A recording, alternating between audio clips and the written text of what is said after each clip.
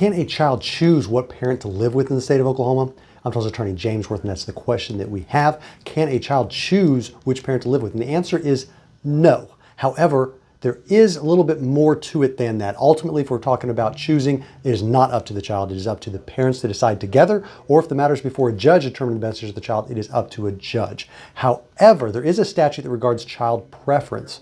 And what it says is that it says procedurally the court is to make an inquiry of whether the best interest of the child will be served by the child's statement of preference. And that's based on whether the child is of sufficient age to express a preference.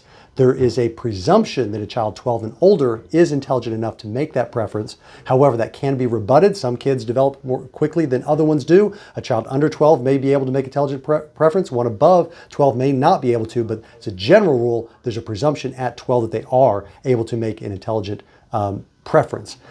In that circumstance, the court is required by law to hear and to take in consideration that child's preference. However, the court can balance that out with other things and does not have to take that as an election of the child, only as a statement of preference.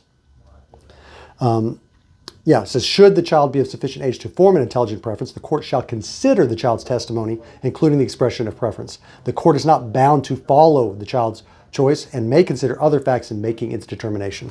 So if the question is, can a child choose what parent to live with? The answer is no. However, in some circumstances, the child is allowed by law to state a preference that the court is required to take into consideration. If you're dealing with a family matter in the state of Oklahoma, you're probably going to want specific advice related to your circumstances.